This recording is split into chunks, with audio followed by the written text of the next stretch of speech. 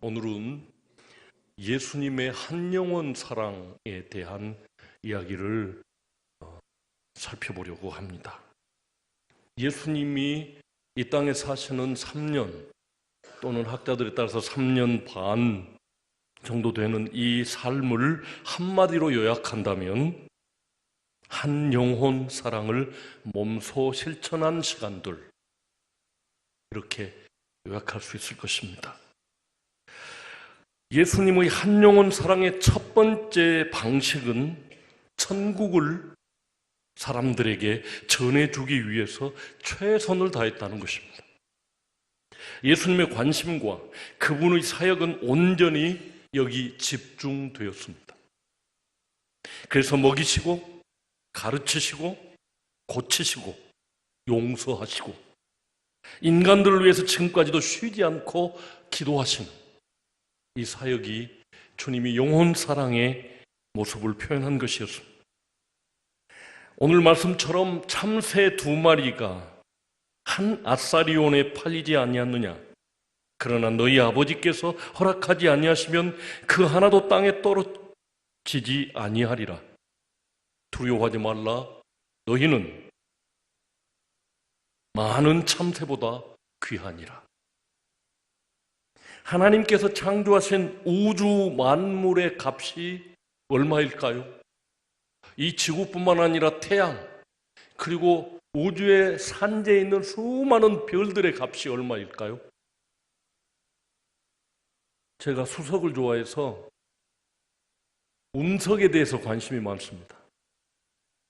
저기 하늘에서 별똥 하나가 떨어져서 이 땅에 있으면 그 값이 5억, 10억 이렇더라고요. 그런데 그 별들 전체를 하면 세상의 값은 얼마나 될까요? 여러분은 여러분 자신을 얼마나 존귀한 존재로 여기십니까? 그런데 예수님 입에서 위대한 말씀이 선포되었습니다. 사람이 만일 온 천하를 얻고도 자기를 잃든지 뺏긴다면 무엇이 유익하리요? 이처럼 영혼의 귀중함을 아시는 분으로서 한 영혼 구원을 위해서 온갖 고난을 뚫고 가서 그를 죽음의 구렁텅이에서 구원하실 뿐만 아니라 결국에는 자신의 몸과 물과 피를 다 쏟으시기까지 인간 구원을 위해서 희생되신 분이라는 사실입니다. 함께 읽어볼까요? 시작.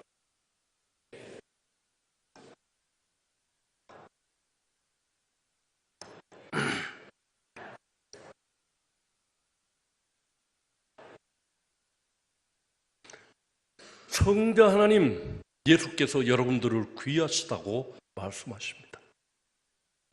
세상의 어떤 피조물보다 사람을 귀하게 여기셨고 한 영혼 구원을 위해서는 어떤 희생도 마다하지 않고 치르셨습니다. 또 한번 읽어봅시다. 시작.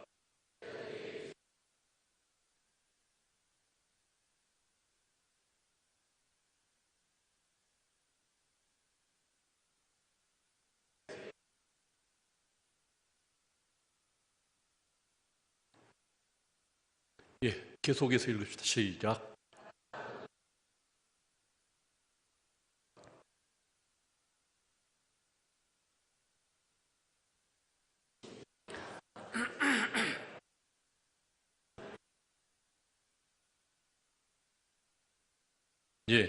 예수님이 이 디베랴 바닷가에서 배 타고 건너가니까 거라사라고 하는 땅이 있더라고요.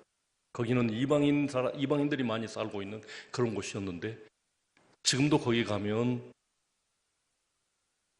교회가 세워져 있고 그리고 부켄베리아라고 하는 이쁜 꽃이 엄청 피어있는 동네였습니다. 그런데 배 타고 가다가 물에 빠져 죽을 뻔했습니다. 제자들도 이럴 뻔했죠. 그런데 거기 가서 귀신 들린 한 사람을 치료하고는 곧바로 다시 제자들을 데리고 돌아오십니다. 밤새도록 배 타고 그 파도와 싸우면서 건너가서 그 귀신 들린 사람 한 사람 치료하고 돌아오시는 것이 주님의 목표였습니다. 그럼 그 귀신 들린 한 사람 모두가 다 방치하고 있는 그 사람을 살리는 것이 그때 제자들을 데리고 가는 우리 주님의 목표였습니다. 이처럼 주님께서는 한 영혼 구원을 위해서 산 넘고 물 건너 그 영혼을 찾아오시는 참 목자시라는 것을 분명하게 보여준 사건입니다. 첫 번째로, 주님은 먼 미래를 기약하시고 제자들을 불러서 당신과 동일한 삶을 살도록 가르치고 파송합니다. 읽어보시죠. 시작.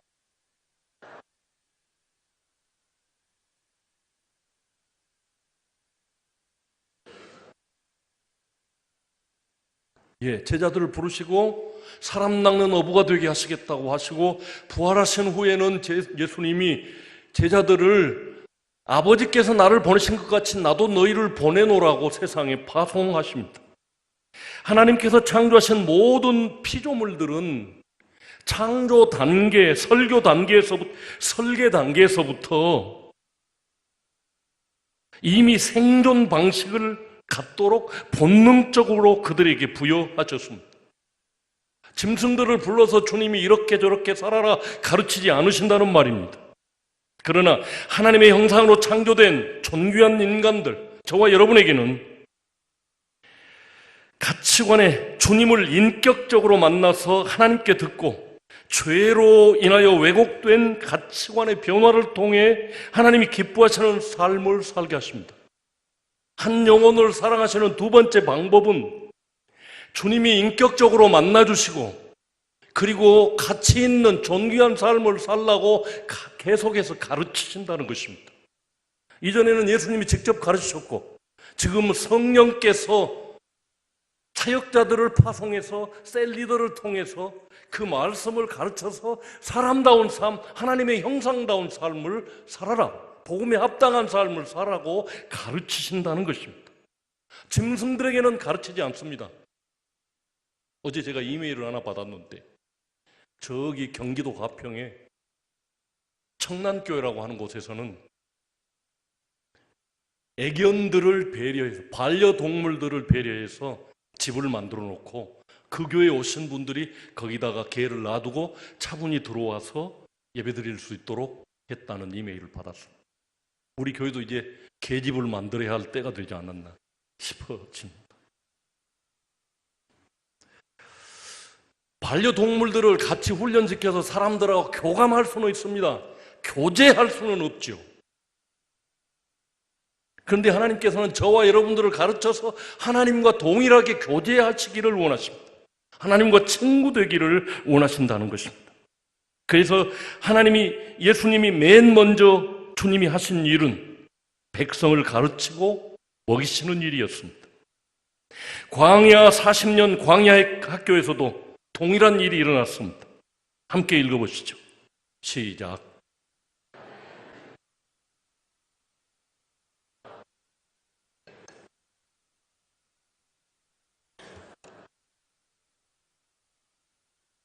여러분들이 기억해야 될 것은 여호와 하나님께서 명령하신 규례와 법도, 이 법도를 누가 주셨냐고요?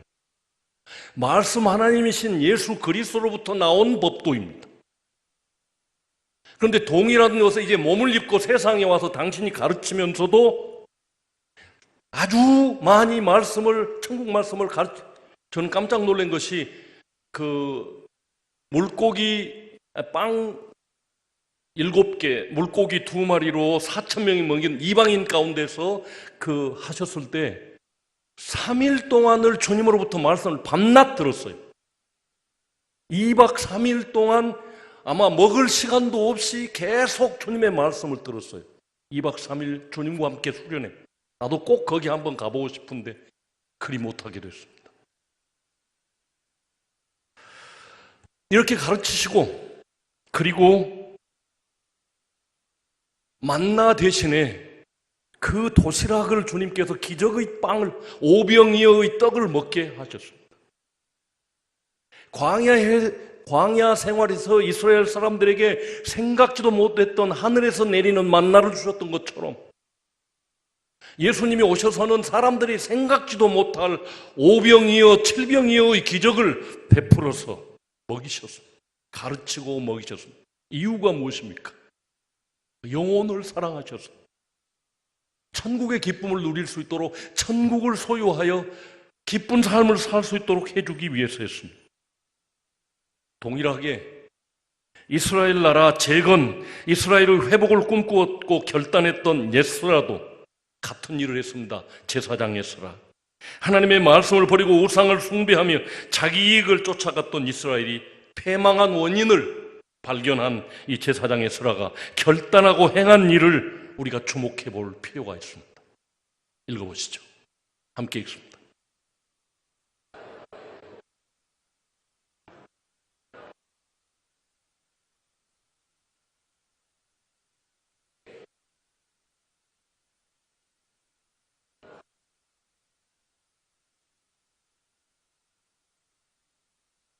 예, 여러분 잘 생각하십시오. 두 가지를 생각하면 됩니다. 첫 번째는 하나님의 말씀을 가르침 받아야 인간다운 삶을 살고 가치 있고 존귀한 삶을 살 수 있다는 것입니다. 모세도 그랬고 예수님도 그랬고 이스라엘 재건을 꿈꾸던 제사장 예스라도 그랬습니다.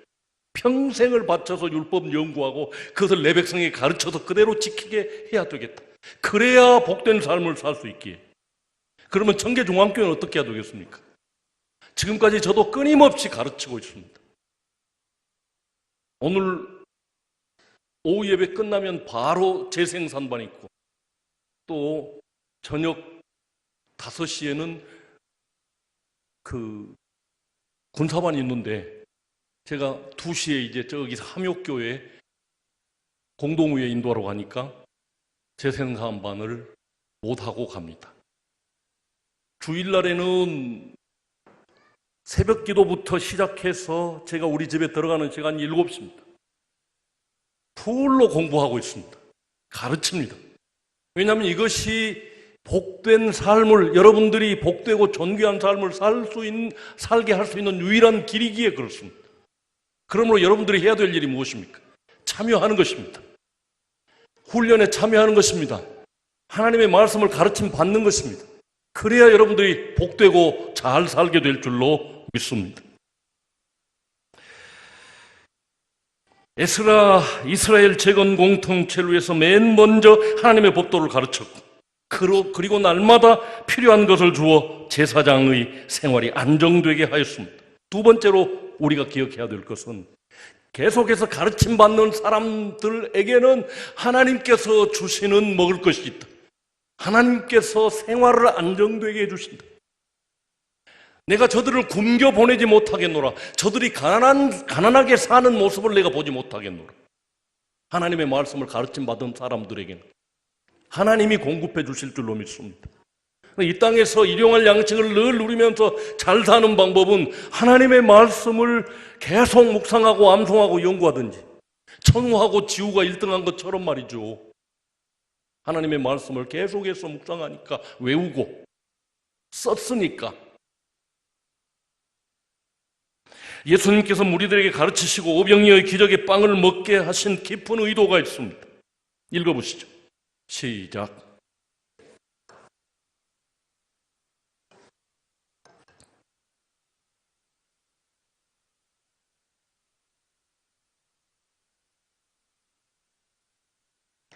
이처럼 먹이시고 가르치신 주님께서는 자신이 옛날 출애굽 역사의 주인공이셨음을 나타내셨습니다.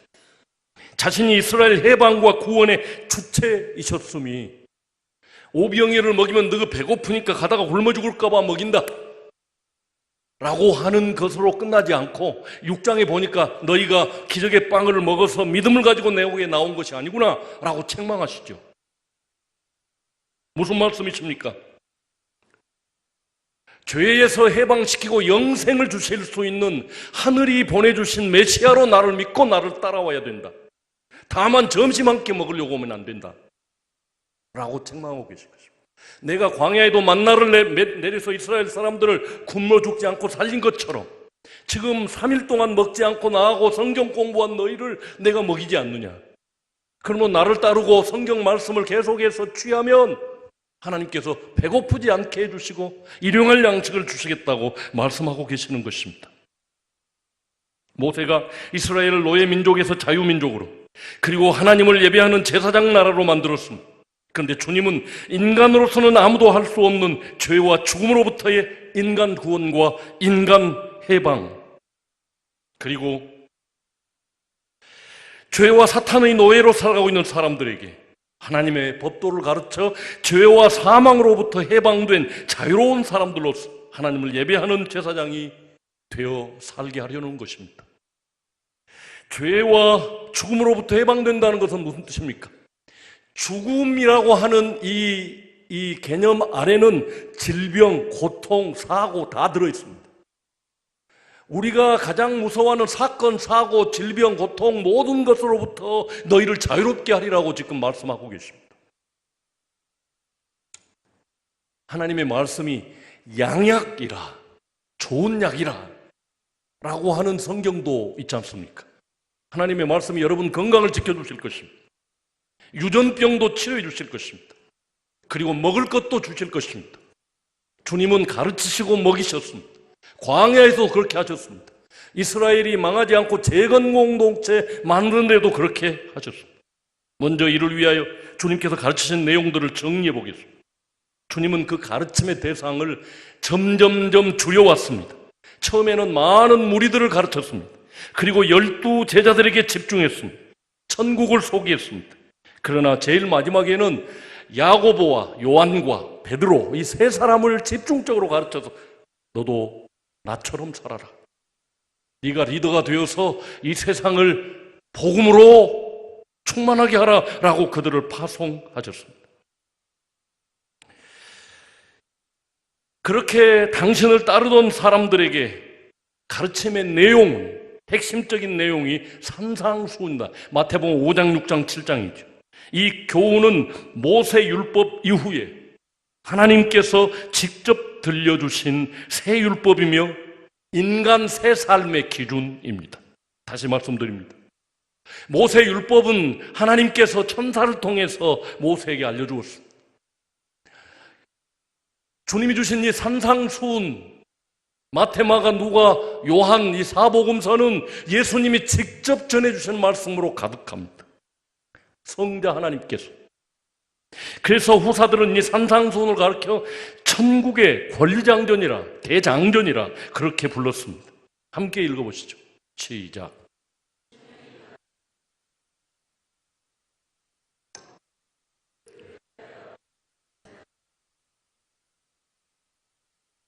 주님께서 주신 새 율법 그 시작은 복이었습니다. 복이 있나니, 그래서 우리가 팔복이라고 그러지 않습니까? 여기서 주님이 말씀하신 복의 의미는 하늘의 것, 곧 보이지 않는 천국을 마음에 소유하는 것을 말하고 있습니다. 이 산상수훈 중에서도 가장 괄목할 말씀은 성경 전체의 요약이자 주님의 가르침의 핵심인 말씀이 있습니다. 함께 읽어보실까요? 시작.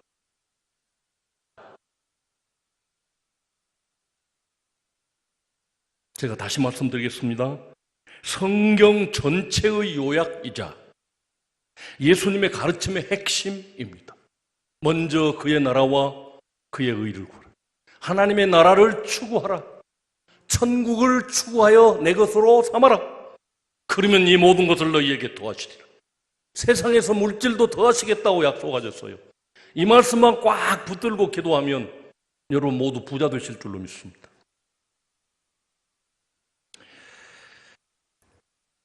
그리고 주님의 가르침의 핵심은 천국, 곧 하나님의 나라였습니다. 지금까지 모세로부터 제사장 나라, 곧 온 인류에게 복을 전해줄 축복의 통로가 되는 나라를 건설하는 것이었습니다. 그러나 성자 하나님이 직접 이 땅에 내려오셔서는 하나님의 나라, 천국입니다. 다시 말씀드려서 야곱, 곧 이스라엘의 12 아들들 중에 장자가 된 레위. 원래는 르벤이 장자지만 르벤이 큰 죄를 범해서 아버지의 첩을 범하는 죄를 범해서 장자권을 상실하고 레위를 장자로 삼아서 후손들이 성전 맡은 자들로서 제사장이 되어 형님이 동생들을 하나님께로 이끄는 나라 이스라엘을 예배와 죄사함으로 이끄는 제사장 나라 되게 하였습니다. 그러나 유대인들은 자기들만이 선민이라고 생각하고 이 복음을 이방인에게 전해줘야 할 사명이 있었음에도 불구하고 자기들만 독점하고 이방인들은 지옥의 땔감이라고 비하했습니다. 그래서 주님은 제사장 나라를 업그레이드해서 천국을 실천하는 윤례인 황금률을 우리에게 주십니다. 천국의 백성들은 이와 같이 나누며 섬기는 삶을 살라는 것입니다. 마태복음 7장 12절 말씀을 보면 주님이 선포하신 말씀인데 사람들이 지켜야 할 황금률이라고 말씀하시고 이것을 율법과 선지자라고 말씀하십니다. 조금 위에 있겠죠. 율법과 선지자. 이 말은 무슨 말씀인가 하면 구약 성경의 핵심 줄거리라는 뜻입니다. 읽어보시겠습니다. 시작.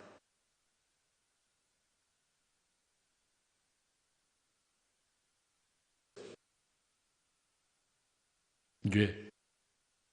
오늘부터 내 것 챙기려고 하지 마시고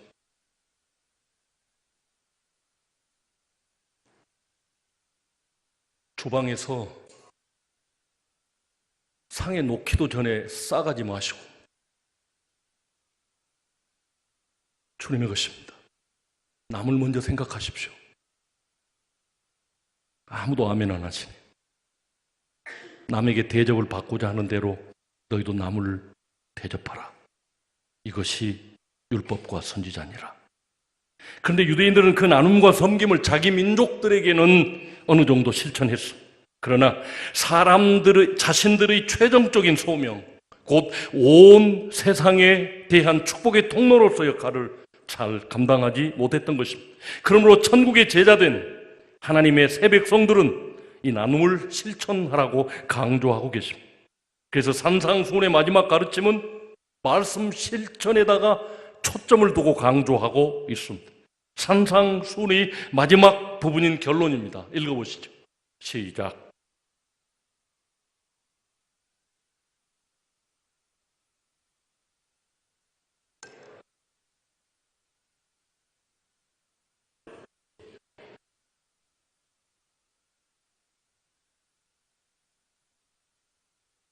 천국의 권리장전, 천국의 헌법이라고 말하는 마태복음 5장, 6장, 7장에 나와 있는 이 산상수훈 제일 마지막이 7장 마지막에 내 아버지의 뜻대로 행하는 자라야 나의 이 말을 듣고 행하는 자는 그 집을 반석 위에 지은 사람과 같다. 행함을 강조하고 있음을 기억하십시오. 이처럼 예수님께서 모세 오경과 선지자들의 기록을 한마디로 요약하거나 아주 쉽게 설명하여 가르쳐 주셨습니다. 율법학자들에게는 너희가 읽어보지 못하였느냐? 일반 백성들, 세리와 창기들에게는 이런 말을 너희가 들어보지 아니하였느냐라고 이야기하고 있습니다. 공부한 박사들에게는 읽어보지 않았느냐 하고서 추궁하시고 지키지 않는 이 서민들에게는 그런 말을 너희가 어렸을 때부터 듣지 않았느냐라고 추궁하셨습니다. 그러니까 주님은 각 사람의 눈높이에 맞춰서 율법을 읽은 내용을 상시키거나 유대인으로서 어릴 적부터 들었던 말씀을 상기시키면서 비유를 통해 누구나 알아들을 수 있도록 가르쳤습니다. 그래서 주님이 가르쳐주신 3년여의 시간 동안 사람들은 하나님의 나라에 대해서 전폭적으로 이해하게 되었습니다. 회개하라, 천국이 가까이 왔다고 선언하신 이 천국에 대한 가르침, 시종일관 당신이 죽기까지 가르치셨습니다. 왜냐하면 이 천국을 소유하는 것이 영혼 구원의 최종적인 사역 완수가 되었기 때문입니다. 그러므로 주님은 어떤 상황에서도 자신이 천국을 다스리는 왕임을 증언하셨습니다. 죽음을 죽일 권세를 가지고 있노라고 주장하는 빌라도 앞에서도 숨기지 않으셨습니다. 읽어보겠습니다. 시작.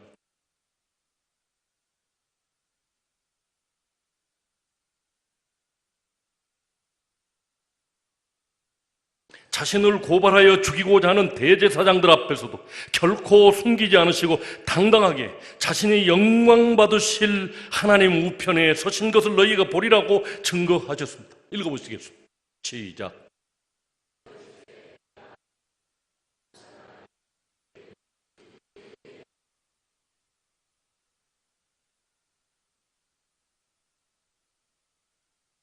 그래서 십자가에서 죽으시기까지 고난당하는 모든 과정을 지켜봤던 요한은 그 천국의 왕이신 주님의 각각 다른 모습을 7가지로 설명하고 있습니다. 요한복음에만 나와 있는 예수님의 각각 다른 모습입니다. 먼저 그 중요성을 보겠습니다. 예수님을 바로 아는 중요성이 있겠습니다. 시작.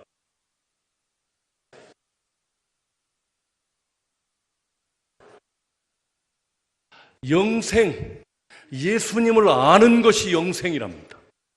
그래서 예수님이 당신을 소개하셨고 그것을 듣고 배운 사도 요한이, 제자 요한이 요한복음에만 7가지로 주님을 소개하고 있습니다. 첫 번째는 오병이어의 기적을 통해 자신을 생명의 떡이라고 소개하셨습니다. 읽어보시겠습니다. 시작.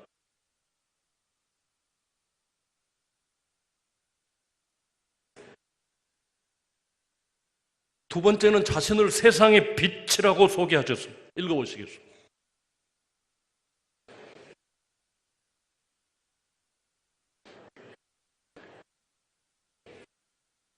죽음을 향해 가는 이 어두운 세상에서 천국을 향해 갈 수 있는 생명의 길을 비추어주는 유일한 빛이라는 것입니다.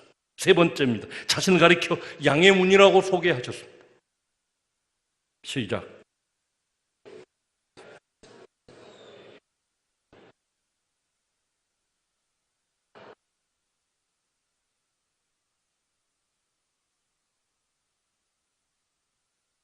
네 번째는 자신을 가리켜 선한 목자라고 소개하셨습니다.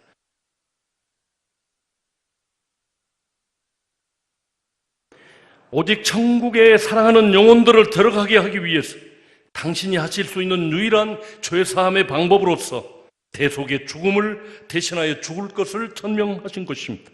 다섯 번째, 예수님은 자신을 부활이요 생명이라고 소개했습니다. 읽어보십시오.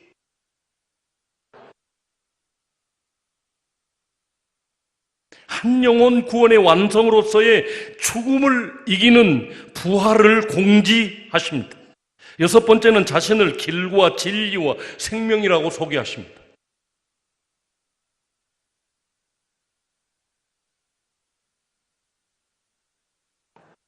최종적으로 천하보다 귀한 영혼의 영생을 얻어 천국을 소유할 수 있는 유일한 생명의 길, 그것은 예수 그리스도를 따르고 그분을 믿는 것이라고 소개합니다. 마지막으로 요한은 주님을 소개하였습니다.